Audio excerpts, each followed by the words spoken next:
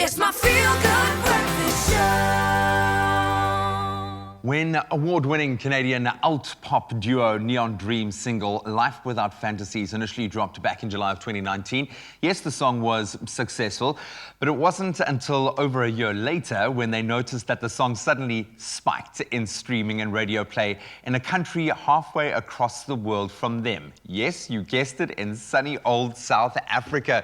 Comprised of vocalist Frank Kadillac and drummer Adrian Morris, 2020 turned out to be an all-round very successful year for the breakout group despite all of the challenges we faced, and they join us now via video call to share more about their journey.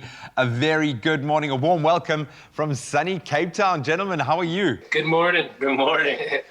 I know it's not morning your side, so good evening to you guys. Thanks so much for taking the time to connect with us. I love the fact that over the last year, in this weird way, maybe because we've had this shared experience, we have become one global village. What you don't expect, though, is for your music to cross these kind of boundaries and become so successful on the other side of the world. But I'm going to start maybe a few steps back. Frank, I'm going to ask you, your duo was obviously originally a band that was formed in 2015 with 4 guys who knew each other from high school, so I'm sure the bromance was strong. What was the impact of being able to hone your talents and your sound together as a group of mates? And how did you then evolve into the alt-pop genre that you guys define yourself as today? When we first started, it was, like you said, there's a squad of us, and you know, we all had this like conversation about like what we wanted out of life. Then that's how we adapted, and that's how we came to what we are now. And then as we started making more music, and Corey started producing more, so when he left the band and Matt became our manager, he helped more on the business side. And then we started messing around more with music because like we were all just so in tune with what we wanted to do with life. We made mistakes and we learned from them, and then like that's how we got to this. Like, yeah. You guys are young, man. I think you've barely just begun, which is so exciting. The fact that you've been able to achieve as much as you have already, but there is a method behind that madness. I think, Adrian, your growth over the last 5 years obviously been immense. As former members, Corey and Matt transitioned from performing in the band to running the independent label, Dreaming Out Loud, which deserves props in itself, and managing the outfit. What do you think is the importance of immersing yourself in the business of music as well? And how has that helped you guys grow and define who you are? I think as an independent band, in a band in general, you have to like know that side of the industry to really get where you want to go. And having a better understanding of it will help you achieve your goals that you have set out a lot better. One thing for us is like the fact that we're all brothers, and our loyalty for each other is one thing that really kept us together. It's like a family within our whole team, and we've been together for so long. Frank, clearly you are doing something right when it comes to the strategy behind the business. It's one thing releasing bangers, but you've got to make sure that they work and you sustain that success. Now, I know you guys won the 2020 Juno Award, which I understand is the Canadian equivalent of a Grammy Award for Breakthrough Group of the Year. Congratulations for that. How do you take on board that kind of validation? Because that is amazing and a massive milestone. You know, it felt good, like to have those type of accomplishments, not just to be like feel like I'm better than anybody, but like it's like for ourselves. You know, we worked so hard just to get to where we were. I took my award, the Juno Award that I won, and I actually gave it to my old boss just out of like love, because I thought that was the right thing to do, because she's the first person that I ever worked for that believed in me. So yeah, it feels amazing, and now we have even more goals. We want to come down to South Africa. Please, man, please. We are so starved of really good live performances here. And that brings me to my next question, because I love the fact that first of all, we're connecting right now, and it kind of feels like you guys could be really comfortable here. Obviously, 2020 was a career-defining year, and obviously, the year in which you gained a huge fan base outside of Canada, and in particular right here in South Africa. I'm telling you, you would sell out if you had to come and perform here.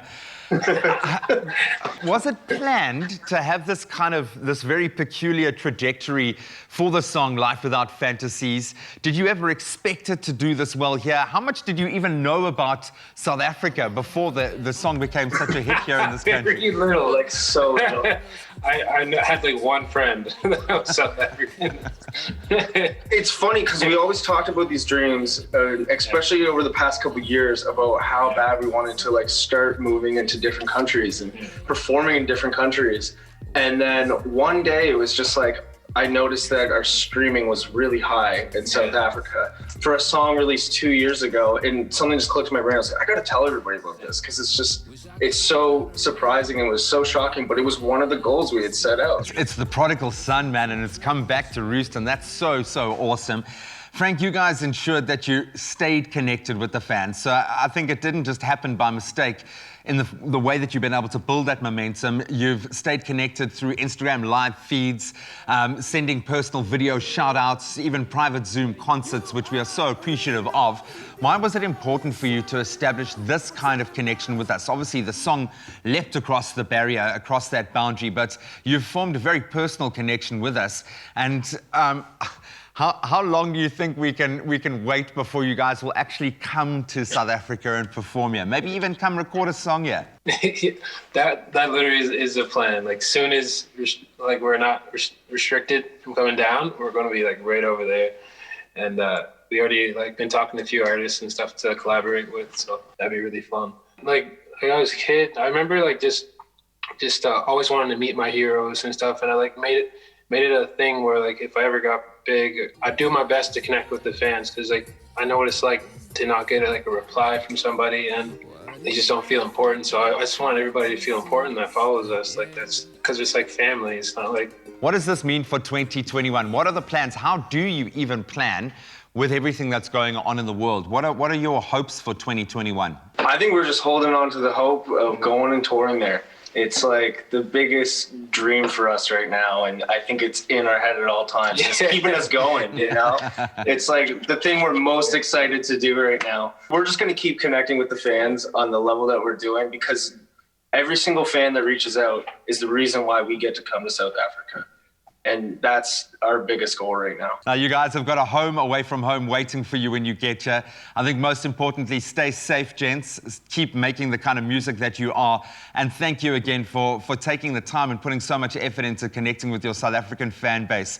Down to every man and woman, we really appreciate it, man. Thank you so much. Hey, we wanted to add one more thing. Thank you, everybody in South Africa that's been tuning in. And we also are putting out an acoustic ukulele version of the song on February 19th. So. Oh man, make sure you indulge the uplifting sounds of Canadian alt-pop duo Neon Dreams, absolute legends. Their music is available for listening and purchase from all of our leading streaming services. And keep it locked to your Feel Good Breakfast Show, as we will be jamming to the music video for their song, which blew up in Mzansi, Life Without Fantasies. Stick around.